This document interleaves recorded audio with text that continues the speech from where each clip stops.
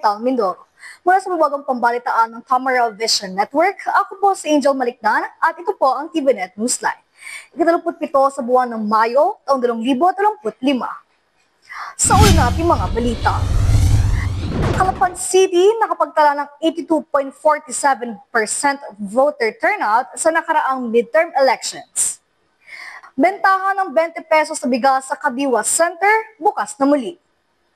At Calapan City Festa Raffle Bonanza 2025 winners, kilalanin.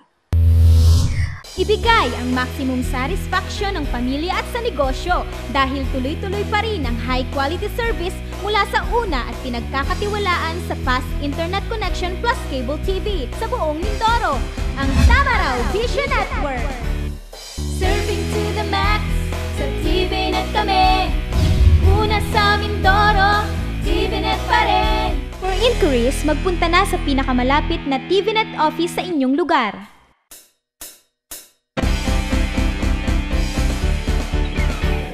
Sa detalye ng ating mga balita, may nanalo na sa Calapan City Fiesta Raffle Bonanza 2025 matapos isagawa ang draw nito nakaraang ika-23 ng Mayo sa Calapan City Public Market. Balikan natin ang mga naging kaganapan. May nanalo na sa Calapan City Fiesta Raffle Bonanza 2025 matapos isagawa ang draw nito nakaraang ika-23 ng Mayo sa Calapan City Public Market. Sa pangunguna ng City Housing and Urban Settlements Department na pinamumunuan ni CHUSD Officer Engineer Redentor Jojo Reyes Jr. Kinilala ang mga masaswerteng nanalo sa Calapan City Fiesta Raffle Bonanza 2025. Para sa third prize sa dalawang 3-wheel e-bike, napanalunan ito ng lucky ticket ni Fortunato Evangelista mula sa Barangay Personas at ni Joseph Salvador ng Barangay Tawiran. Para sa second prize na dalawang 4-wheel e-bike, wagi sina Gloria Galam ng Barangay Pachoka at Alejandro Langit ng Barangay Tawagan. At para sa grand prize sa dalawang tricycle with franchise, maswerteng iniuwi ito ni na Wilfredo Garejo ng Barangay Baruyan at Gemini Abutar mula sa San Antonio. Balikan natin ang mga naging kaganapan.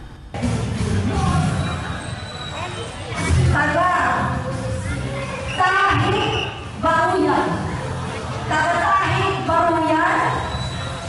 Palakpakan natin si Wilfredo T. Garejo. Wilfredo T. Garejo. Baka nandiyan, baka nandiyan sa tabi-tabi. Si Wilfredo T. Garejo ng tawag ng benta nito. Police solicitor, kilala ko. Okay, as soon na naman 10,000 pesos ito. Yung dalawang solicitor ng tricycle, may 10,000 pesos. Yung nakakap na ng solicitor, hindi pa ibigay mga piso po yan. Palakpakan natin mula sa San Antonio, si Jeremy A. de la Cruz Abutar. Para may asawa rin. Para sila yung asawa. Ang solicitor ko ay ang kanyang asawa. Hindi ko siya kung ito ang pangalan ng misis eh. Pero si Ana Abutar, ang solicitor, at ang lalaki ay si Jeremy A. de la Cruz Abutar. Para makakasama natin manalo. Matapos ang draw, agad namang ipinamahagi sa mga mapalad na nanalo ang kanilang mga premyo.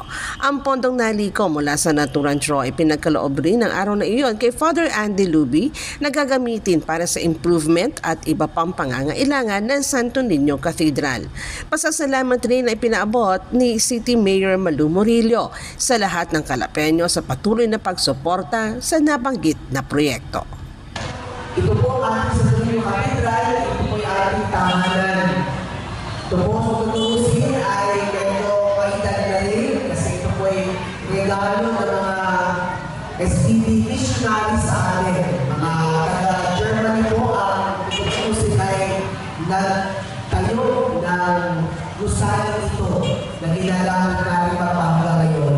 Pero syempre, kailangan po natin itong pananilihin, ayusin, patuloy na pagandahin bilang tahanan ng Diyos, tahanan ng Santo Niño, at tahanan po natin lahat bilang bayan ng Diyos. Kaya maraming salamat po sa lahat ng mga nakinabos sa nakukunan sa ito, sa mga solicitors. At syempre, congratulations sa mga nagwagi ng mga sasakyan. Santo Niño Cathedral. At ang process po nito ay 450,000 para po magamit ng ating katedral sa pamumuno po ni Father Anthony Ludi. Sana po marami yung bumili, kaya lang kaya medyo nagtagal, gusto namin madagdagan pa ang mapapapunta sa simbahan. At ang mapapamalunan niyo po, syempre, jackpot, ang makakakuha po ng 2 tricycle na may prangkisa at 4 po na e-bike. At sana po sa mga mananalo, pakaingatan po ito para po magamit ninyo ang tricycle sa inyong paghahanap buhay at kung 4 na e-bikes ay service po ng pamilya. Sa inyong lahat, sana po patuloy pa rin po ninyong suportahan ang city government at ang ating pong Santo Niño Cathedral sa mga pangangailangan po ng ating simbahan, ganun din po ng lungsod ng Calapan. Samantala, ngayong nasa huling linggo na ng buwan ng Mayo, tuloy-tuloy pa rin ang naganap na mga Santa Cruzan sa iba't ibang lugar. Tampok ang mga nagagandang sagala kasama ang kanilang mga konsorte at ang mga batang mananayaw ng Mirason. Ika-24 ng Mayo nang isagawa muli ng Panaligan Street ng Barangay Camilmes sa lungsod ng Calapan ang kanilang Santa Cruzan. Kung saan pinangunahan ito ni Barangay Chairman Redempsi Fraire kasama ang sangguniang barangay at mga kabataan ng nabanggit na sitio. Ganap na 5:30 ng hapon, nagsimula ang libot sa buong barangay. Tampok ang mga nagkagandahang mga sagala kasama ang kanya-kanyang makikisig na konsorte. Kakaiba ang pagdaraos ng Santa Cruzan sa taong ito dahil sa halip ng mga arko, ang makikita ay nangibabaw ang pagiging malikhain ng mga kabataan ng sitio Panaligan. Tampok ang mga nagagandahang payong ng mga reyna at konsorte.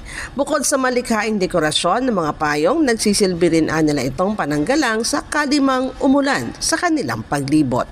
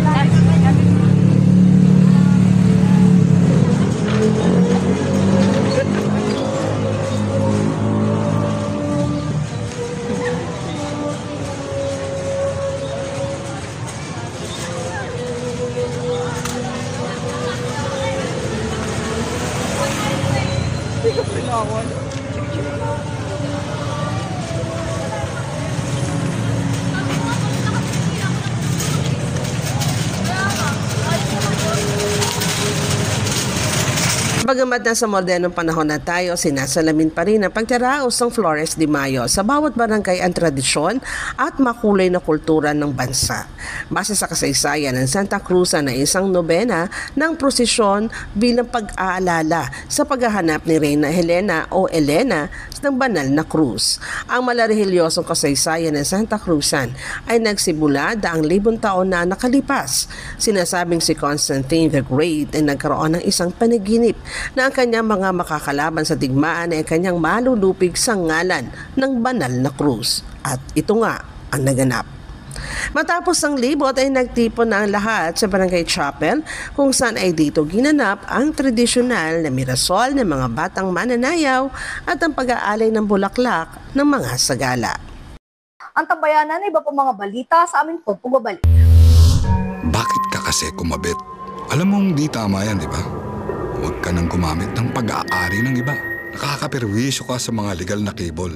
Lumalabo ang signal nila. Mahiya ka naman, hoy. Illegal na cable mo, putulin na. Ano, gusto mo bang umabot pa sa kulungan? Umiwas ka na sa gulo tsaka skandalo. Huwag maging kabit. Magpakabit ng tama ngayon. Supported by PCT. Good news po para sa lahat ng subscribers ng Cable TV at Cable Internet. Naisa batas na po ang Anti-Cable Television and Cable Internet Tapping Act of 2013. At ayon dito, bawal makikabit ng Cable TV at Cable Internet. Ang parusa sa sino mang lumabag sa batas na ito ay pagkakakulong at pagbabayad ng malaking multa. Bayad ka na nga, kulong ka pa. Kim Atienza po, nagsasabing pagdating sa batas, hindi weather-weather lang. Huwag maging kabit. Supported by the PCTA.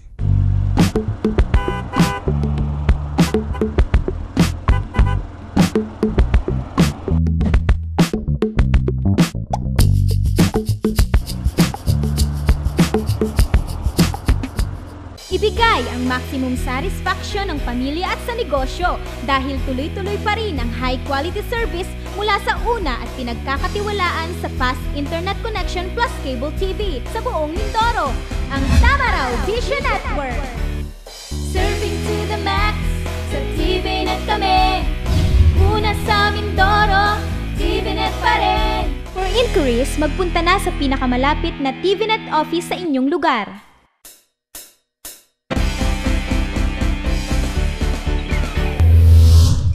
Sa pagpapatuloy ng ating mga balita, masayang ibinalita ni Calapan City Election Officer Attorney Sumini Guy Mirindato na nakapagtala ang lungsod ng mataas na voter turnout sa nakaraang national and local elections. Base sa datos sa 96,410 na registered voters ng Calapan City, 79,430 ang lumabas sa kanilang mga tahanan upang bumoto na tumutumbas sa 82.47%. Masayang ibinalita ni Calapan City Election Officer Attorney Sumini Guy Mirindato na nakapagtala ang lungsod ng mataas na voter turnout sa nakaraang national and local elections. Base sa datos sa 96,410 registered voters ng Calapan City, 79,430 ang lumabas sa kanilang mga tahanan upang bumoto na tumutumbas sa 82.47%. Masaya kami at napaka-taas po ng voter turnout natin dito sa Calapan City for this May 12, 2025 national and local election. For this election, we have 96,310 registered voters here in Calapan City. And then, ang bumoto po, it was 82.47%. That means 79,430 na registered voters po ang pumunta sa bawat presinto, ang bumoto at hindi sinayang ang kanilang boto para sa eleksyon na ito. Bago pa man ang halalan ay naging masugid na ang tanggapan ng COMELEC sa pagsasagawa ng voters education sa mga paaralan, institusyon at organisasyon mula sa iba't ibang sektor. Ang nakaraang bilang ng mga bumotoan nila ay patunay ng kamalayan ng mga botante at ang pagyakap ng mga ito sa kanilang mga karapatan. Nagpasalamat muli ang City COMELEC sa lahat ng kanilang mga naging katuwang sa nakaraang halalan dahil ito nila ay naging matagumpay at mapayapang naisagawa ng mga Calapeños. Samantala, matapos na mabilis na naubos at binagsa ang Kadiwa Center para sa 20 pesos na bigas, ilang araw rin itong pansamantalang itinigil upang mag-restock at magsagawa ng ilang pagbabago. Ito ay upang tiyakin nila na lahat ay mapagbibigyan at masiguro na magtutuloy-tuloy ang bentahan ng murang bigas para sa mga kwalipikadong benepisyaryo. Matapos na mabilis na maubos at dinagsa ang Kadiwa Center para sa 20 pesos na bigas, ilang araw rin itong pansamantalang itinigil upang mag-restock at magsagawa ng ilang pagbabago. Ito ay upang tiyakin nila na ang lahat ay mapagbibigyan at masiguro na magtutuloy-tuloy ang bentahan ng murang bigas para sa mga kwalipikadong benepisyaryo. Ika-27 ng Mayo, nagsimula na muli ang bentahan ng 20 pesos na bigas sa Kadiwa Center. Huwag nilang kalimutan ang ID na nagpapatunay na kayo ay kabilang sa 4 na sektor na kwalipikado. Ito ay ang senior citizen, PWD, 4Ps at solo parent. Kung ikaw ay representative, kinakailangan din magdala ng pagkakakilanlan na ID. Dagdag pa ng Kadiwa Center, limitado lamang ang pagbebenta sa 70 katao mula araw ng Lunes hanggang Sabado. Hanggang alas 5 ng hapon ang itinakdang cut-off. Kung ikaw naman anila ay hindi nakaabot sa 70 katao sa araw ng iyong pagpunta sa Kadiwa Center, maaari kang makakuha ng coupon na nagtatakda kung kailan ka makabibili ng 20 pesos na bigas. Mahigpit na ipinatutupad na hanggang 10 kilo kada transaksyon lamang at hindi tataas sa 30 kilo kada pamilya sa looban ng isang buwan. Ito ay kanilang masusing minomonitor. Sa ngayon ay pinagpapatuloy na natin ang pagbebenta ng 20 pesos na bigas. So nagsimula na ulit tayo. Nung una ay limitado lang ang ating stock ng bigas. So kaya tayo ay natapos agad at naging parang maraming tao. So ngayon ay inaasahan natin na ito ay tuloy-tuloy na. Tuloy-tuloy, ibig sabihin ay meron lang tayong limit bawat araw. Ibig sabihin, kada araw ay 70 katao lamang yung ating pagbebentahan. Pero, yung mga susunod, pumunta man kayo dito, ay makakakuha na kayo ng coupon. Para pagbalik ninyo kinabukasan o yung ayon sa coupon na nandun, meron na yung petsa. May nakalagay na doon kung kailan ka na babalik. So, hindi ka na makikipag-unahan. Ang susundin mo na kung ano nakalagay na doon sa coupon mo. Makukuha mo na yon from 8 to 10, mabibili mo na dito yon. So, ibig sabihin, ang bawat isa ay may pagkakataon. Kahit kayo dumating ngayon, hindi kayo naubusan. So, ito'y tuloy-tuloy at sinisikap namin na dire-diretso. Kaya, ang titingnan nyo lang sa coupon ninyo, yung kailan nyo mabibili ulit. Nagpaalala rin ang mga nangangasiwa sa mga magtutungong benepisyaryo na magdala ng tubig, pamaypay at payong. Ang Kadiwa Center ay pinangangasiwaan ng Calsideco Multipurpose Cooperative na nasa Barangay Santa Isabel sa lungsod ng Calapan. Magbabalik po ang TVNet News Time makalipas ang ilang paalala.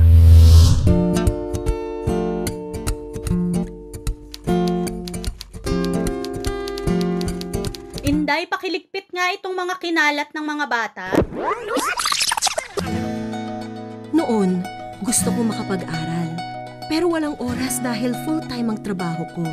Pero ngayon, dahil sa online classes ng Solar Learning at DepEd Alternative Learning System, natupad na ang pangarap kong makapag-aral. Good day, ka-learners! Welcome to another episode.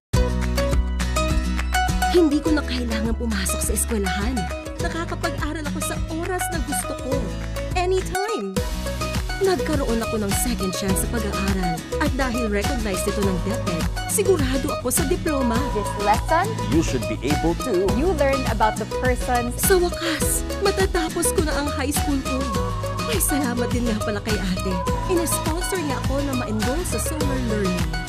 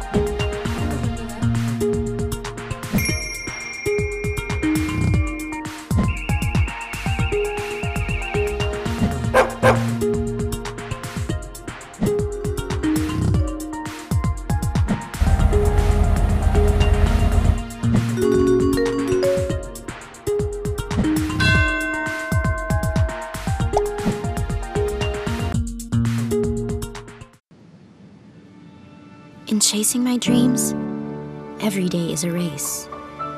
For every second I dedicate and every effort I put in, I want bigger results to come out. To turn every small step into the biggest achievement. For every little triumph leads me to a brighter future. Whatever your journey, go with our new fuels designed for efficiency. Choose Shell Fuels. Ika-24 ng Mayo, muling isinagawa ang team building ng mga empleyado ng Tamaraw Vision Network Incorporation o TVNet na mula sa lahat ng sangay nito. Ayon sa mga empleyado, sa team building na naganap, natutunan ang kahalagahan ng komunikasyon, kooperasyon at pagtitiwala sa bawat isa. Karamihan sa mga empleyado ay mayroong weakness sa kanilang workplace skills. Kaya naman ang isang aktibidad tulad ng team building ay isang epektibong pamamaraan upang mapalakas ang teamwork at skills ng bawat isa. Hindi lamang ito para mag-improve sa kanilang workload, kundi kasabay na rin ang pag-usad ng magandang serbisyo ng isang kumpanya. Ika-24 ng Mayo, muling isinagawa ang team building ng mga empleyado ng Tamaraw Vision Network Incorporated o TVNet mula sa lahat ng sangay nito, mula sa Calapan City, Baco, San Teodoro, Puerto Galera, Nauhan, Victoria, Pola, Rojas at Mansalay at malapit na ring magbukas sa bayan ng Pinamalayan. Ayon sa mga empleyado, sa team building na naganap, natutunan ang kahalagahan ng komunikasyon, kooperasyon at pagtitiwala sa bawat isa. Ito ay dahil sa mga aktibidad na ginawa na nagpabuti ng pagkakaunawaan at samahan bilang isang grupo. Natutunan din nila ang pagpapahalaga sa pagkakaiba-iba ng bawat miyembro ng grupo at ang paggamit ng mga individual na kakayahan upang makamit ang layunin.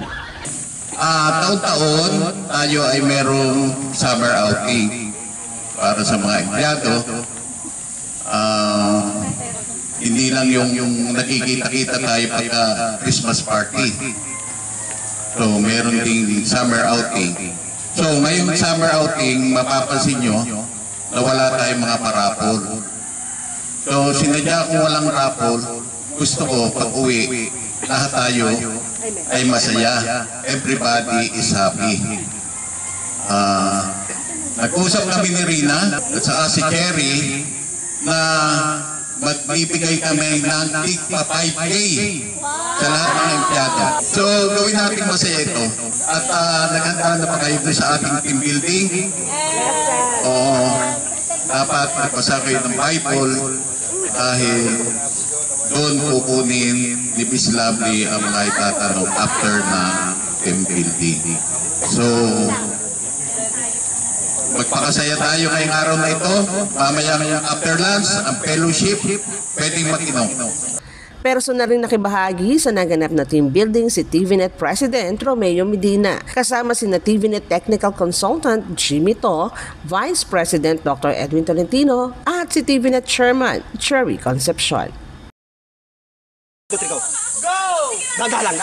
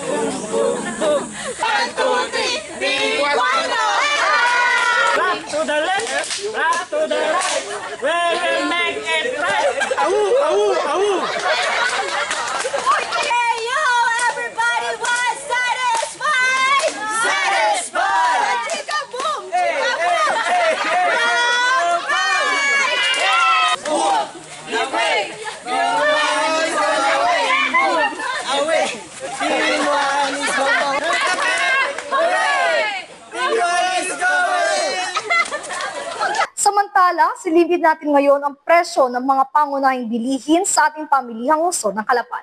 Narito po ang ating Palengke Watch.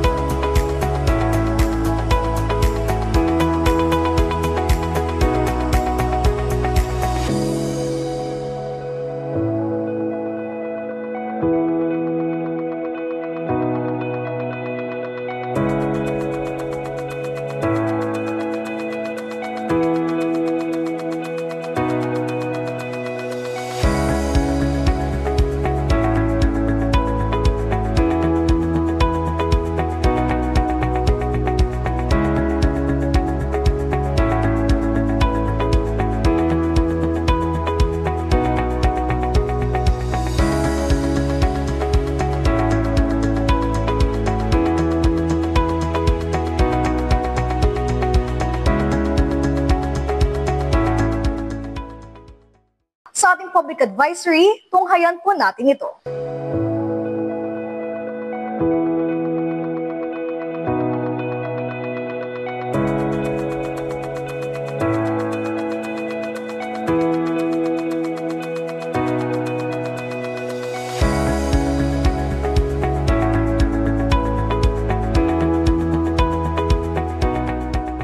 Maaari nyo rin po kami mapanood sa YouTube. I-type lamang ang TVNet Newsline. Bisitahin at ilike rin ang aming Facebook page, Newsline Channel 10. At yan po ang kabuuan ng mga balitang nakalap ng Newsline staff and crew para sa araw na ito. Para po sa inyong comments o suggestions, mga balita at impormasyon na nais nyong iparating sa aming programa, tumawag po lamang sa 043-288-4240. Ito po ang TVNet Newsline, katotohanan at serbisyo hatid sa mga Mindoreño. Ako po si Angel Malikdan. Maraming salamat sa inyong pagsubaybay.